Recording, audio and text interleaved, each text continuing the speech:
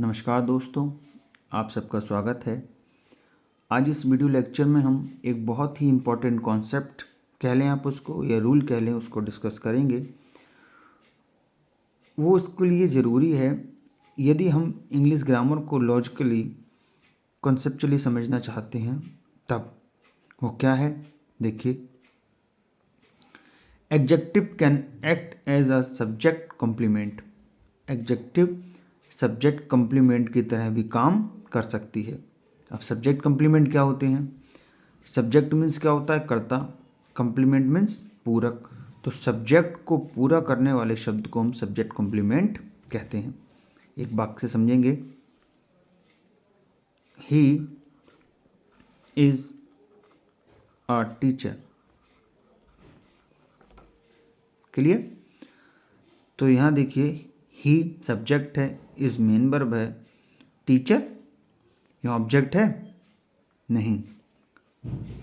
जैसा हम जानते हैं कि जब भी बी की फॉर्म मेन वर्ब का काम करेंगी तब इनके बाद ऑब्जेक्ट नहीं बल्कि सब्जेक्ट कॉम्प्लीमेंट आते हैं।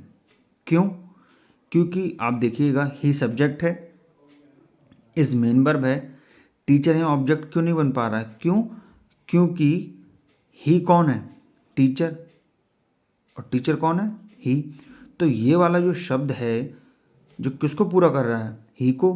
ही क्या है? सब्जेक्ट। तो ऐसा शब्द जो सब्जेक्ट को पूरा करे वो कहलाता है सब्जेक्ट कॉम्प्लीमेंट। ये ऑब्जेक्ट क्यों नहीं है? He is a teacher. ही कौन है? टीचर।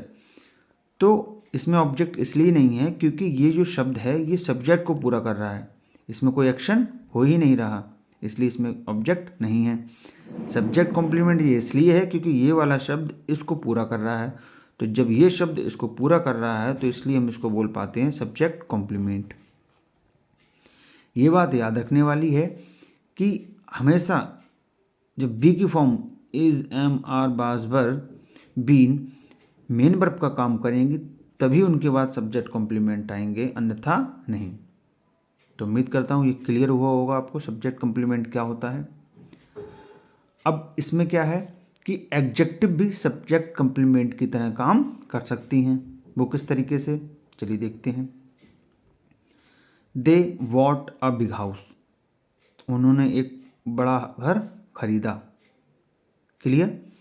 तो इसमें बिग क्या है? एडजेक्टिव है। क्यों? क्योंकि इस नाउन को क्वालिफाई कर रहा है। हाउस कैसा है? बिग। हाउस एक नाउन है, जो शब्द नाउन को क्वालिफाई करे वो एडजेक्टिव कहलाता है, ये हम जानते हैं। दे सब्जेक्ट है, बॉट एक वर्ब है। अब इन दोनों वाक्य को आप देखिएगा,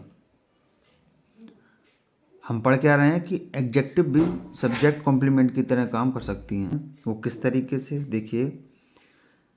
Arvind is smart. Arvind subject है, इज मेन वर्ब है, स्मार्ट एडजेक्टिव है। क्यों? क्योंकि जैसे हमने भी जाना, जब भी बी की फॉर्म इज, एम, आर, बाज, वर्ब, बीन मेन वर्ब का काम करते हैं तब उनके बाद सब्जेक्ट कॉम्प्लीमेंट आते हैं। क्यों इनको हम सब्जेक्ट कॉम्प्लीमेंट बोल पाते हैं? क्योंकि ये शब्द सब्जेक्ट को क्वालिफाई करते हैं, उनको कॉम्प्लीमेंट करते हैं, मतलब उनको पूरा करते हैं। तो स्मार्ट कौन है? अरविंद। अरविंद स्मार्ट है, तो ये वाला शब्द आया है इस अरविंद के लिए और इसकी विशेषता बता रहा है। तो सब्जेक्ट कॉम्प्लीमेंट तो है, लेकिन है क्या ये? एडजेक्टिव। क्लियर? इसका मतलब सब्जेक्ट कॉम्प्लीमेंट का काम नाउन प्रोनाउन तो करते ही हैं और एडजेक्टिव भी सब्जेक्ट कॉम्प्लीमेंट हो सकते हैं। दूसरा वाक्य, he is tall, sorry Mohan is tall. Mohan लंबा है। तो यहाँ पे ये टॉल क्या है? एडजेक्टिव तो है लेकिन सब्जेक्ट कॉम्प्लीमेंट की तरह ये काम कर रहा है। क्यों?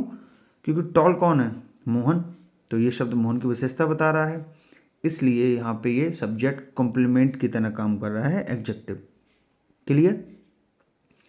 तो हमें क्या क्लियर हुआ कि सब्जेक्ट कॉम्प्लीमेंट नाउन होते हैं, प्रोनाउन होते हैं, प्लस एडजेक्टिव भी सब्जेक्ट कॉम्प्लीमेंट का काम कर सकते हैं।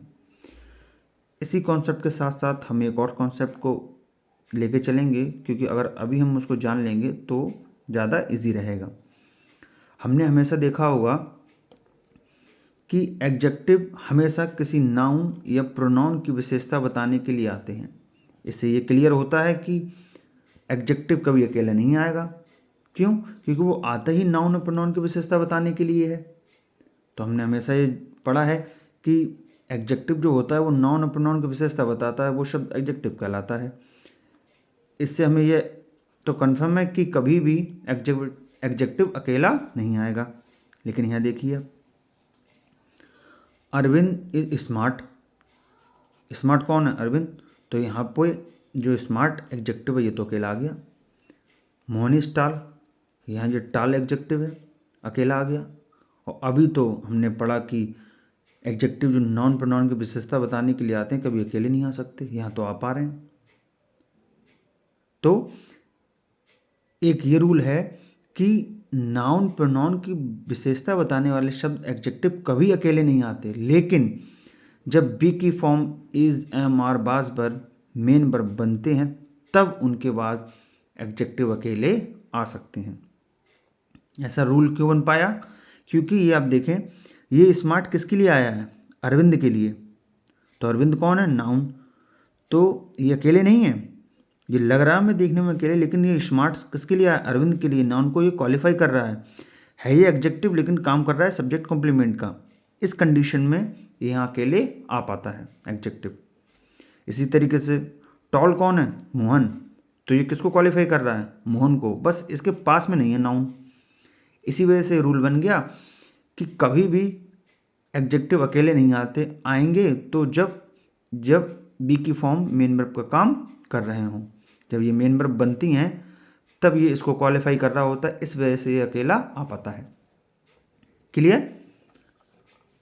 वही बात नोट देखें यहाँ लिखी हुई है, कभी भी एडजेक्टिव अकेला नहीं आ सकता, उसके बाद नाउन आना आवश्यक है, ये हम सब जानते हैं।